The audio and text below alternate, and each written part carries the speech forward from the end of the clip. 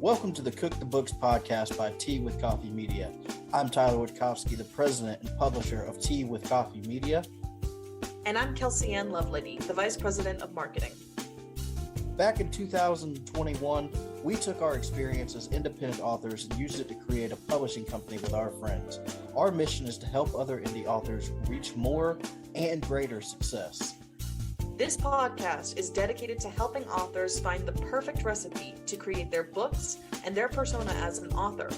We talk about everything from plotting to character creation to marketing to using your life experiences to create your unique voice and stories. Welcome to the show. Welcome back to the Cook the Books podcast, starring Kelsey Ann Lovelady, the vice president of marketing for Tea with Coffee Media, and me, Tyler Witkowski, the president of Tea with Coffee Media. We're back for episode 2, season 2, lots of twos. Kelsey, how have you been? Well, as you know, I've been thoroughly getting my ass handed to me by a new part-time job. It's a lot of physical manual labor, and it's during the witching hour of the night. So, of course, when I get back from work, for about 12 to 13 hours. Yeah, I miss talking to my friend Kelsey. We talk every day, pretty much all day, and now that she's started this new job, she's like up whenever I'm asleep because there's like a 3-hour time or a 2-hour time difference anyway, and so like our schedules are just opposite now. I miss talking to you. That's why I'm so happy that we found a time to schedule the podcast again for episode 2. We're going to be a little delayed coming out. It's probably going to come out on a Friday and on Patreon instead of a Thursday, but that's okay. You know, one day behind, no big deal. But Kelsey, let's jump into it today. We got a lot to talk about today. Our hot topic is fun. It's something that a lot of people are talking about right now. So why don't you introduce it and get started off on the hot topic for us? Well, we can't have a hot topic about writing in the writing world without talking about the Writers Guild of America strike, which has now been going on for over 100 days. They hit the 100-day mark about 3 weeks ago. And SAG-AFTRA, the Actors Guild, joined them about a month and a half ago. And they are, of course, striking because they want fair wages for their work, and specifically focusing on their work for streaming platforms. Because when a lot of these laws about what writers and actors should be paid, streaming wasn't a thing. And no one could have predicted that streaming would have become a thing.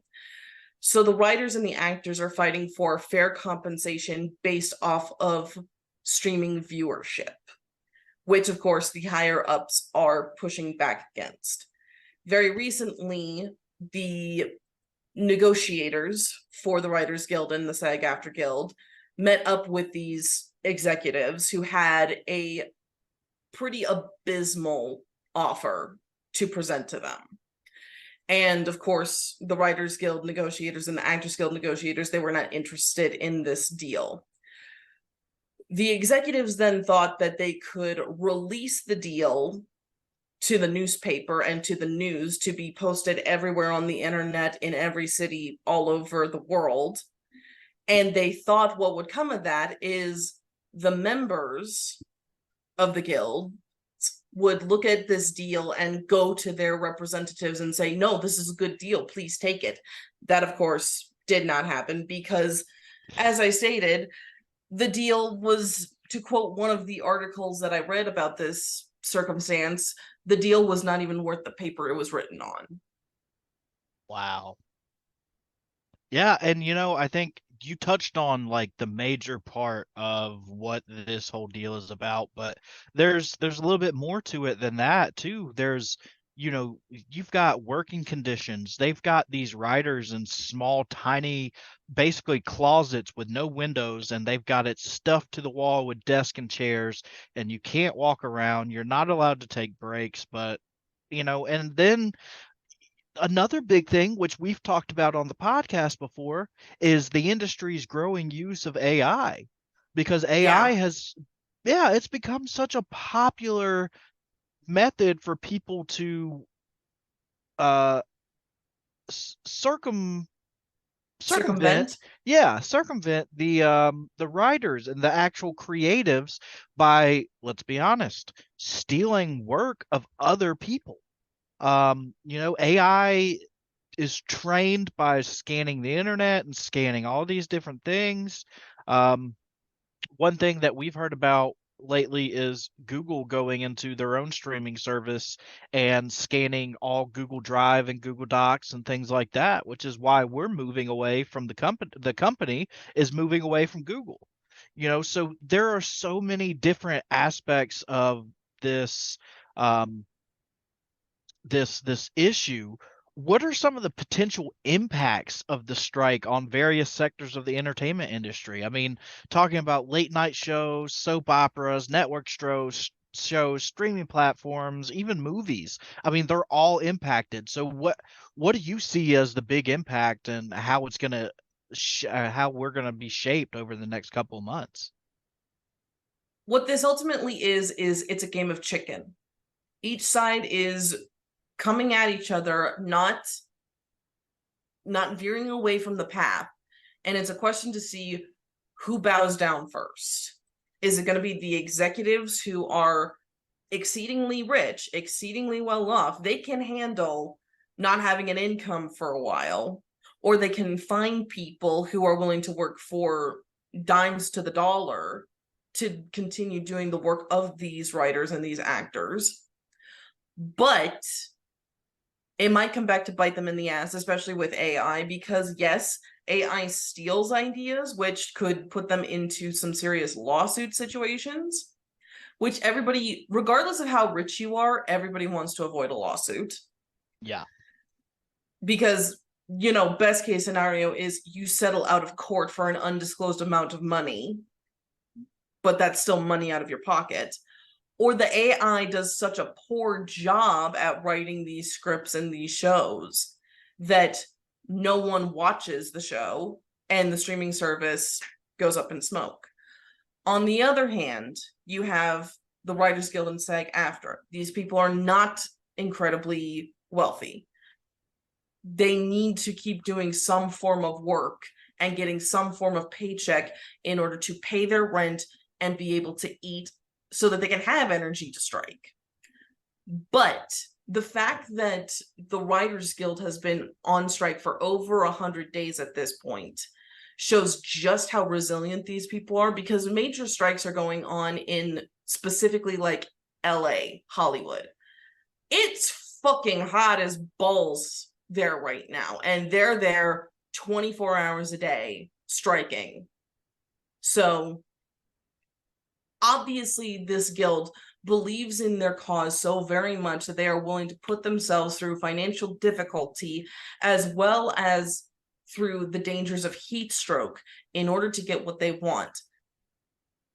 In the meantime, what's going to happen? Honestly, don't know. We might get some really bad, shitty shows coming out on streaming services because they are using AI that steals or does not come up with good ideas. And we're all going to start canceling our streaming services en masse, because at this point, having all the streaming services that you could ever want is costing more than cable, which the point of streaming was it's cheaper than cable and it's better than cable because it gives you more and better options. That's not so anymore. Yeah. And that's really interesting that you say that, because one thing that I was kind of thinking of, and you mentioned this a little bit with the executives, but I'm thinking from the writer's point of view, is that this could potentially come back and bite them in the ass, but I'm not saying that they shouldn't be doing this or they should settle for less than, but at the same time, I mean, a realistic point of view is that, okay, if AI does work and these executives are using AI to make these shows that are actually pretty good, are we going to go away from writers completely and just go to AI and replace them because they're striking? I would hate to think that something like that would happen, but with the way the rich eat the poor, it wouldn't surprise me.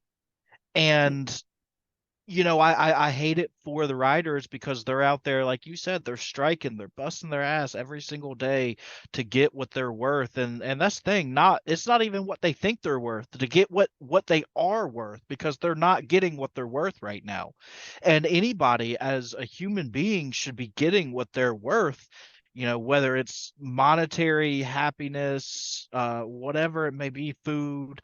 We should all be getting what we need to survive and to live, because without that, I mean, it's crazy, because I know what it's like. These writers, they put in crazy amounts of hours. They put in hours late at night, early in the morning, sometimes days on end.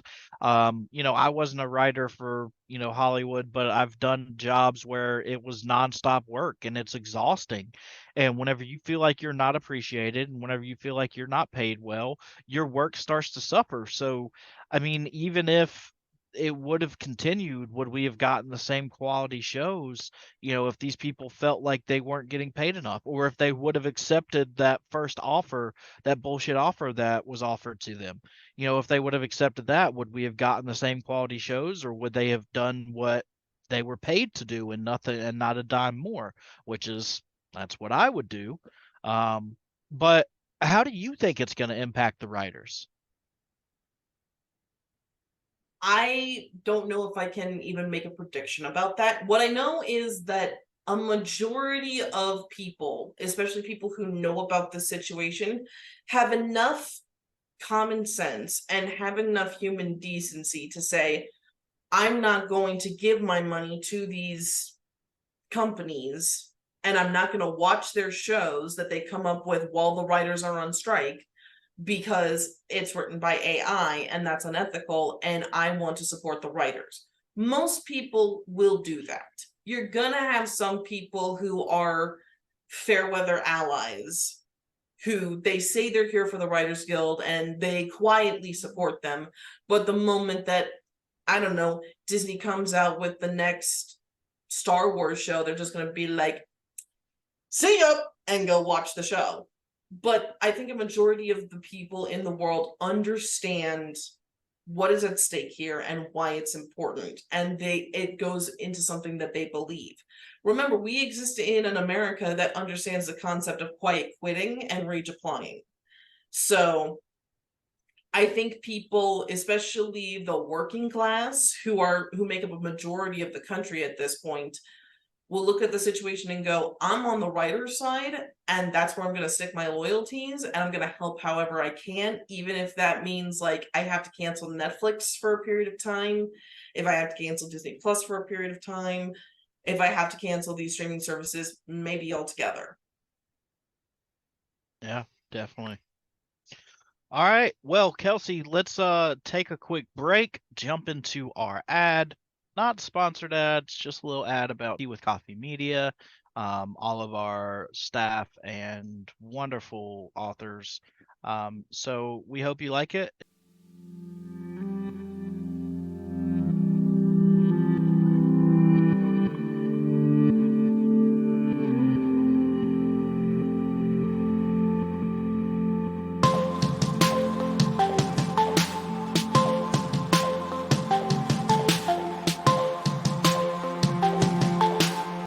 Hey everybody, my name is Tyler Witkowski. I am the publisher and founder of Tea with Coffee Media.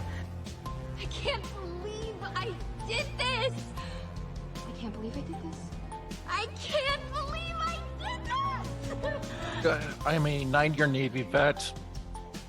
The Navy kind of broke me in the process, so I am a disabled vet as well. Games like The Sims or Skyrim, making my character and putting them in this world and seeing how they would traverse this stuff.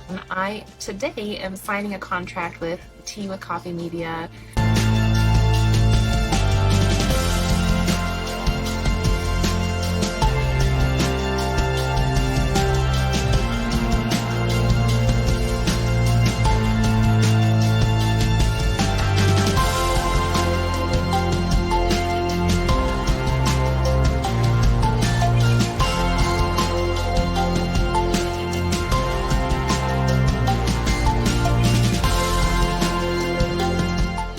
friends, soon you won't have any. What are you, a fortune cookie? And we're back. Thank you, everybody, for hanging in there. We had a wonderful hot topic that we just discussed. Kelsey had some wonderful ideas. We had some wonderful thoughts and discussion about it. But now we're jumping into today's main topic, which is the game of programs. Which program is better?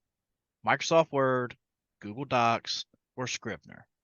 Kelsey, you introduced me to Scrivener, so why don't you tell our listeners a little bit about Scrivener? I'll go into Google Docs, and then we can both talk about Word since we both use Word, and then we'll let the conversation flow.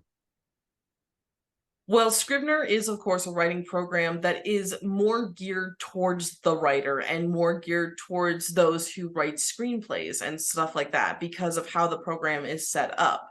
You can set it up so that you can have it outline in various different forms, however works best for you. You can have it look like postcards on a cork board and have like a red line connecting all the plot points in order of what happens, or you can have them in like a list, not unlike what you would find in, say, Microsoft Excel, or you can just have a blank piece of paper and you can group chapters together, or you can group sections together.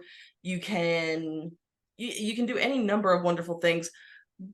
It may sound silly, but the reason why I was interested in Scrivener was dark mode.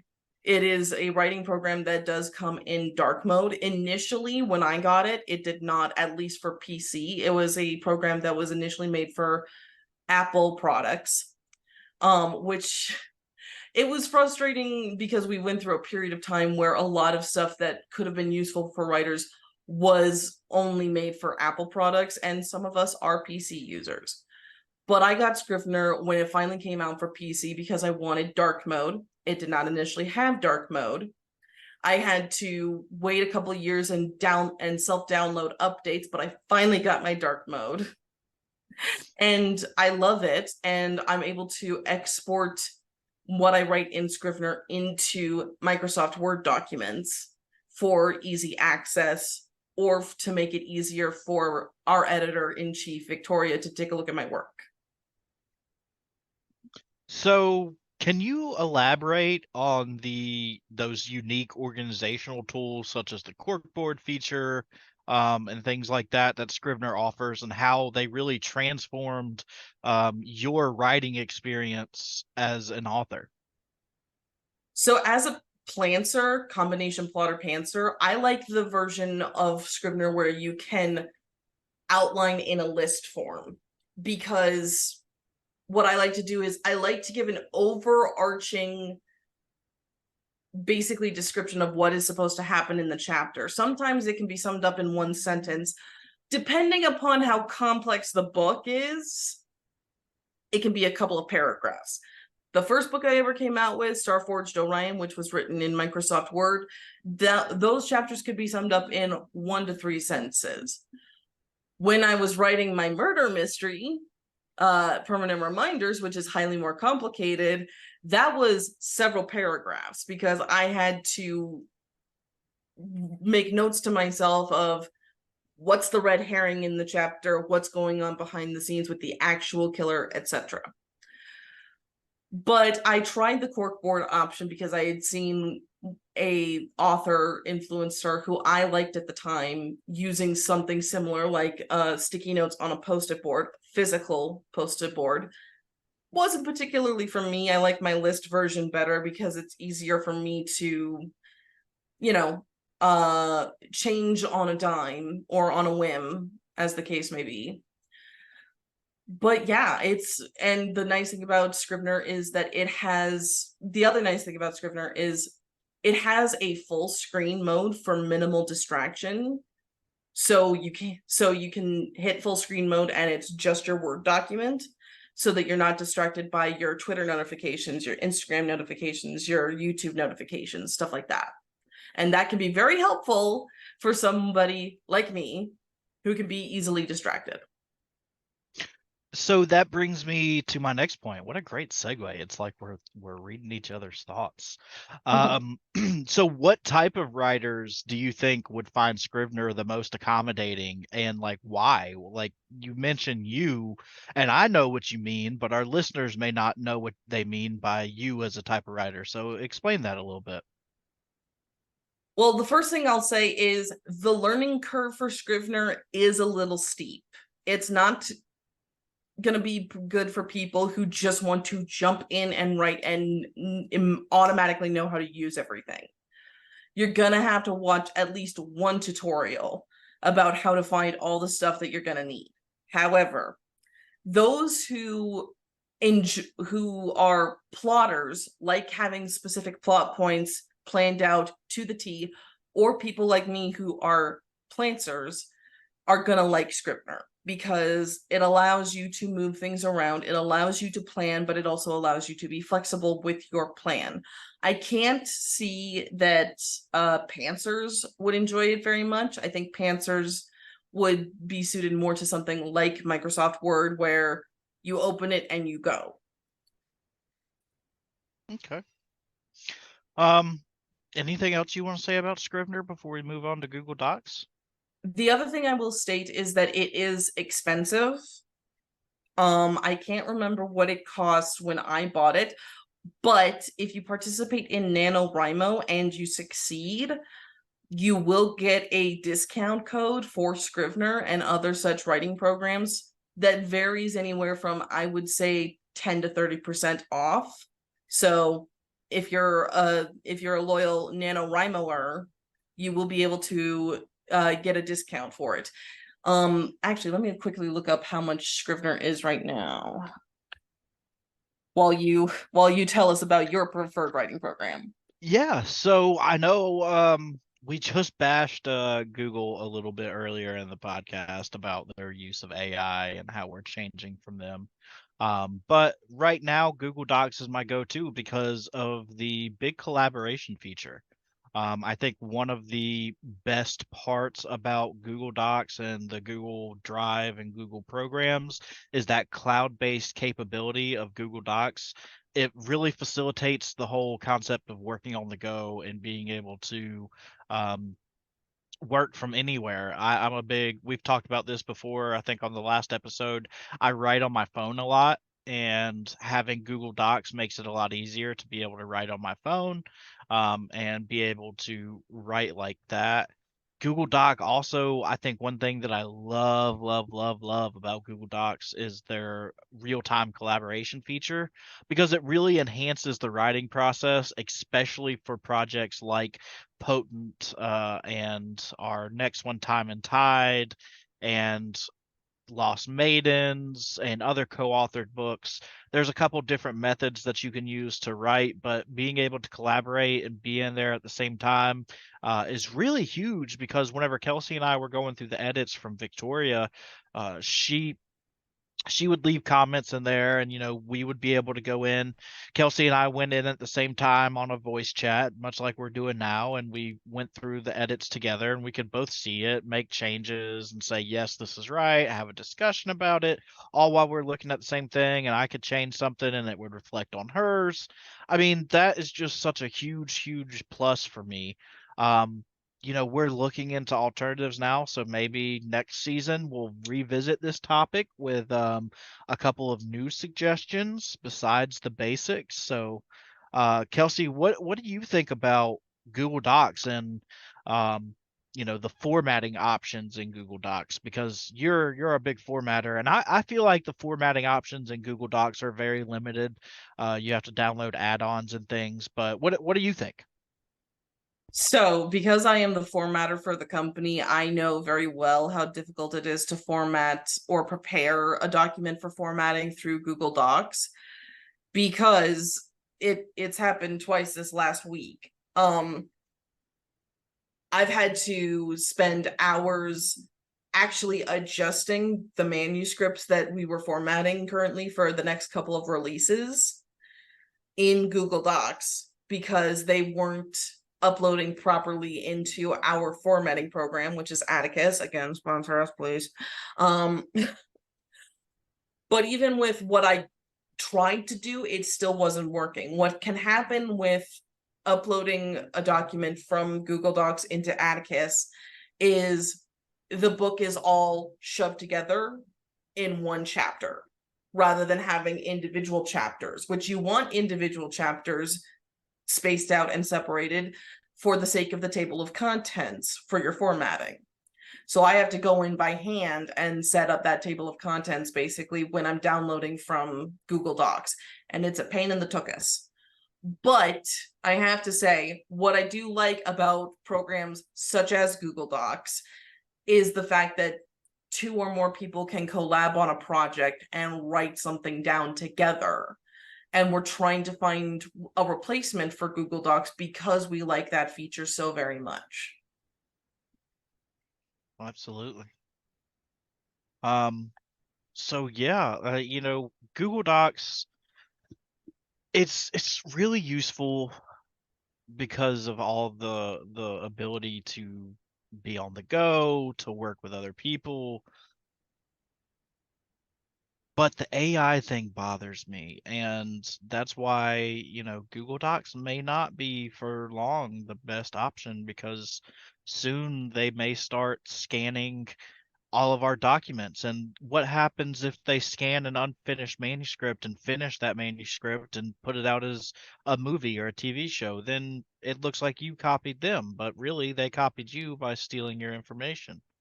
And it's a scary thought because, writers and creatives, we put our heart, soul, blood, sweat, tears into our work, and for something to steal that and to use it to train AI without, while yes, technically they do have our permission because we signed terms and conditions, but let's be honest, how ethical is it to even do that?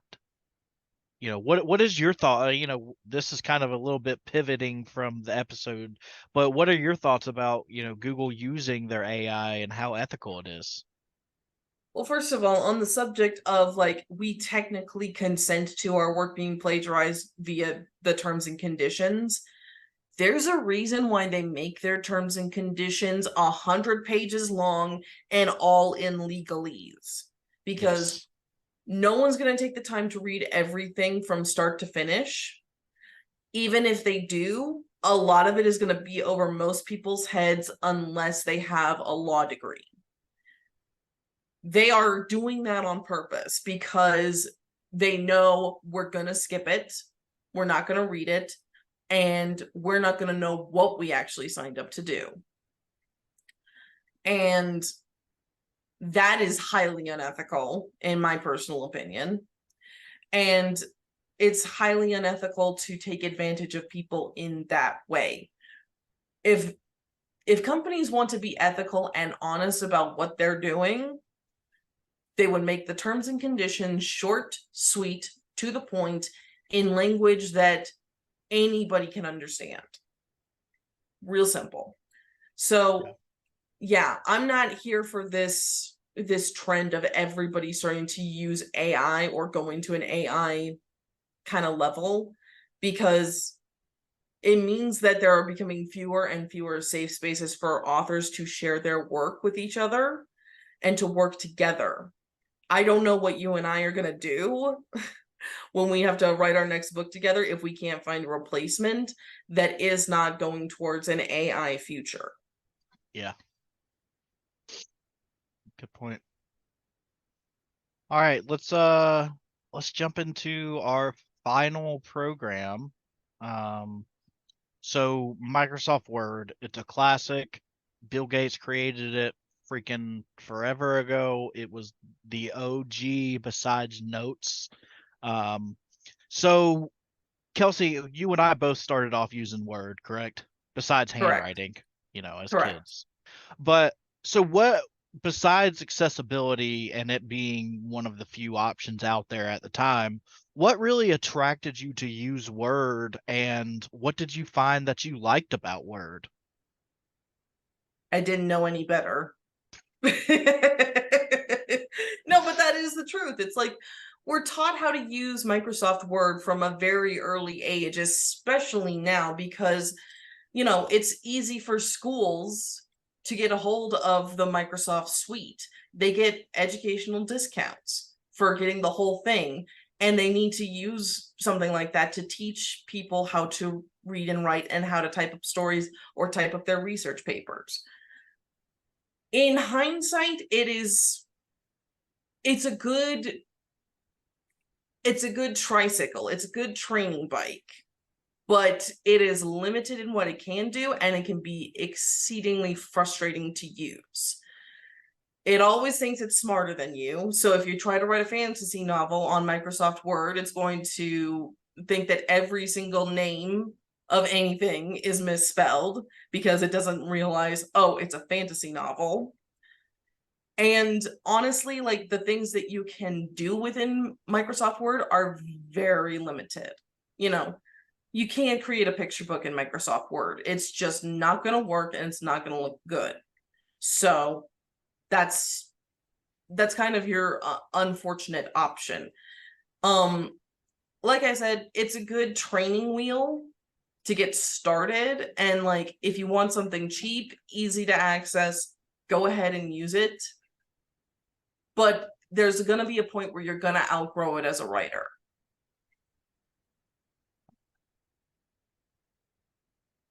Can't hear you. God, it would be so nice if my headphones would stop turning off.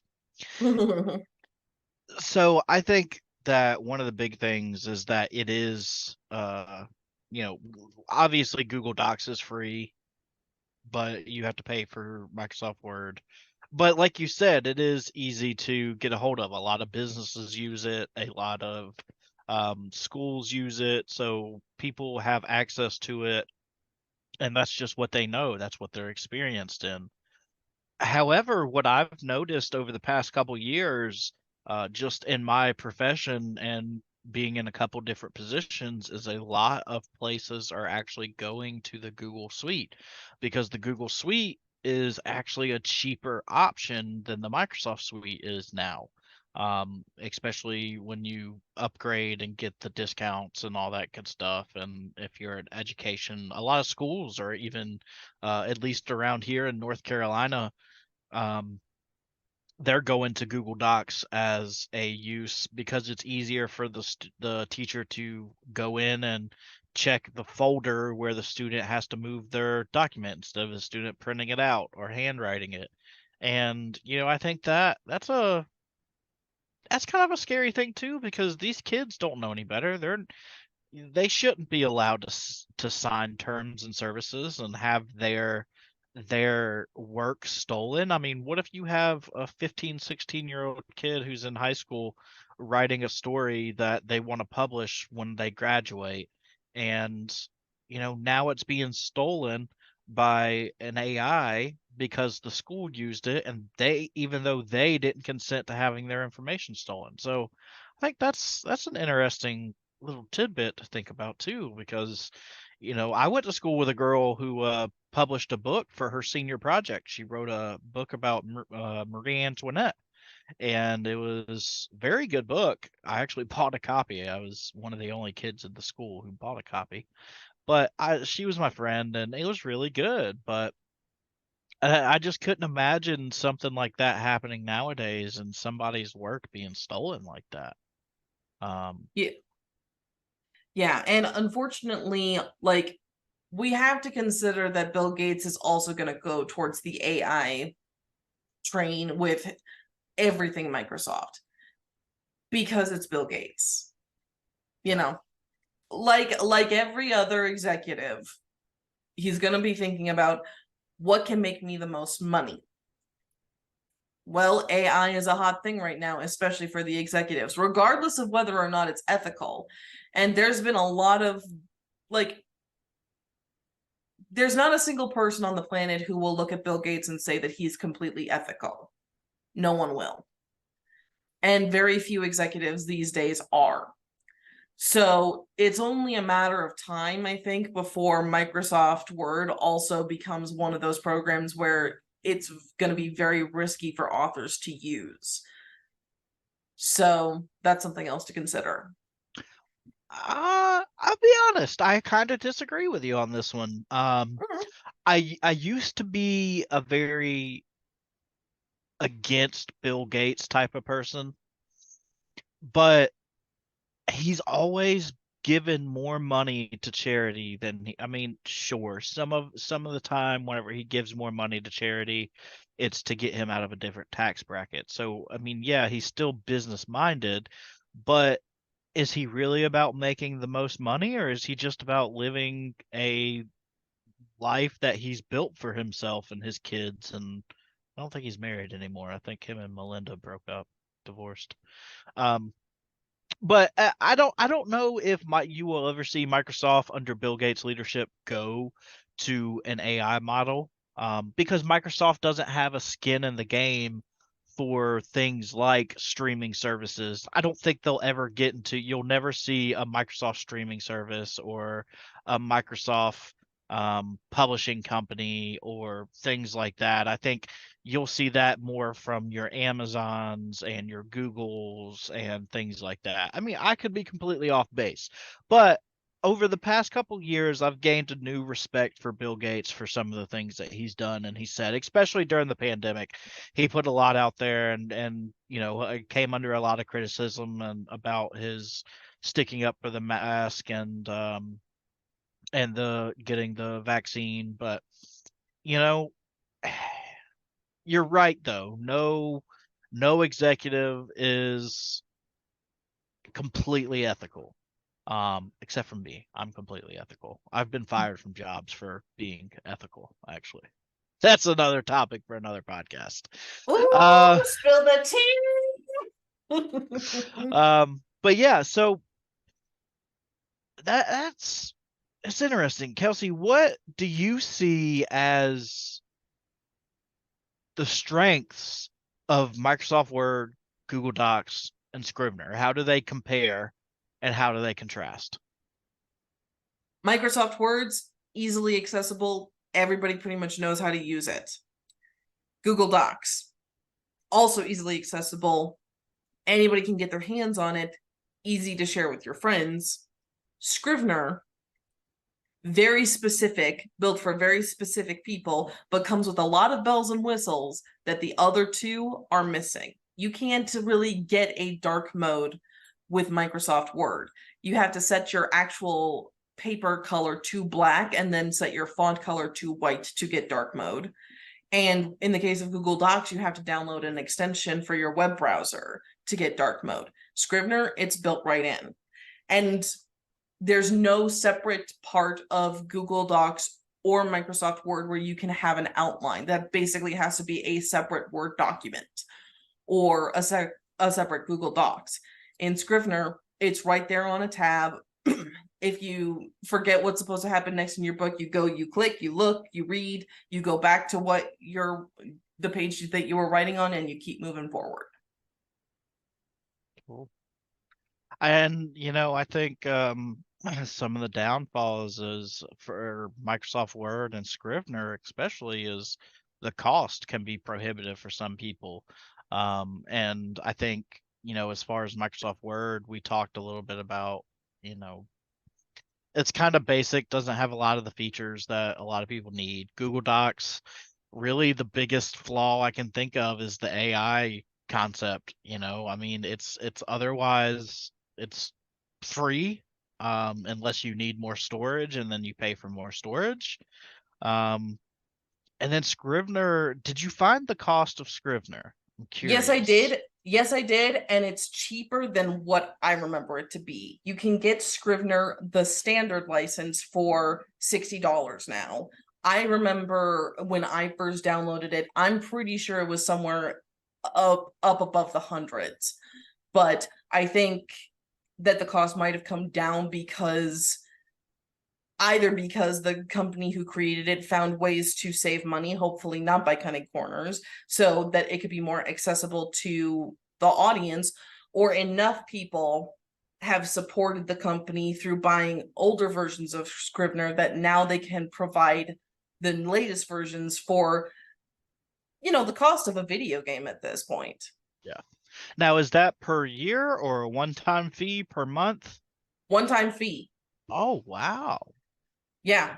You have to pay $50 every time you want to download Scrivener onto a different device. So if you want it on your desktop home computer, your laptop that you go everywhere with, and your phone, then it will get pricey.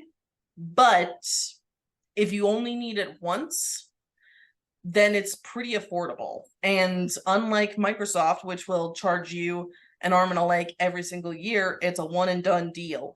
And if you need to upgrade, all you do is go to their website, hit the button that says upgrade from an older version, and your Scrivener automatically updates, no cost to you.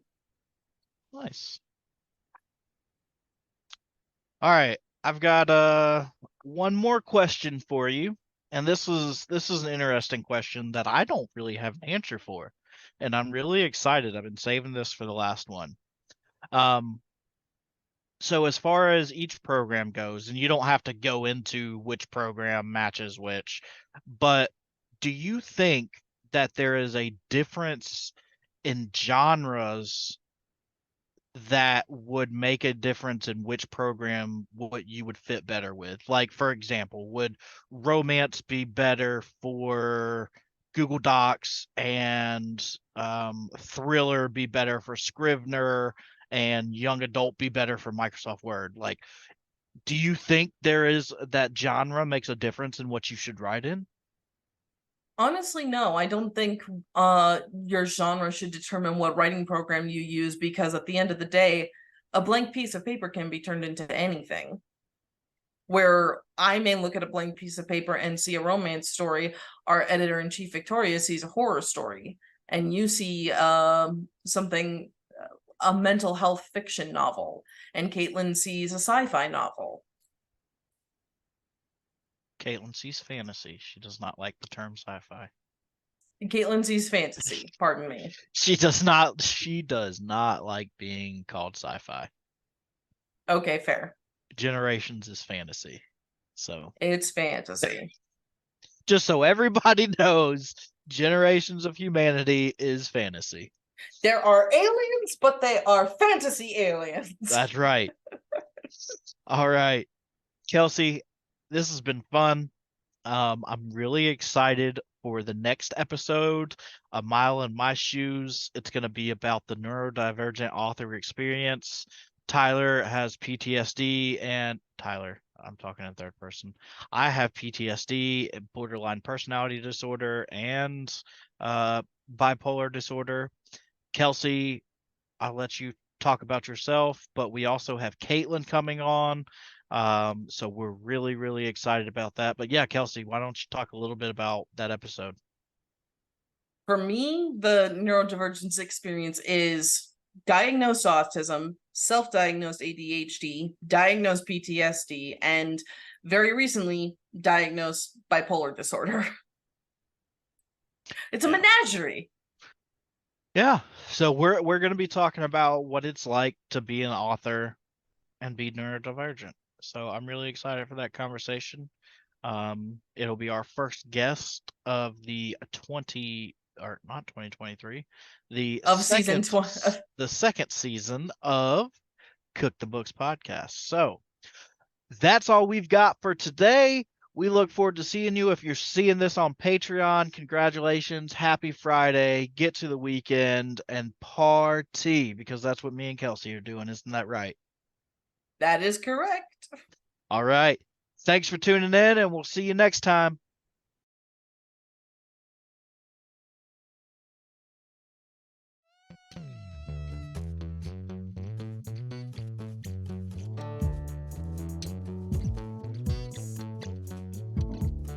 Thanks for tuning in to the Cook the Books podcast by Tea with Coffee Media. Interested in supporting this podcast and our independent press? Be sure to follow us on Facebook, Instagram, Twitter, and TikTok to stay updated with all the latest Tea with Coffee Media updates. You can also sign up for our monthly newsletter by visiting teawithcoffee.media. Finally, visit our Patreon to get early access to the Cook the Books podcast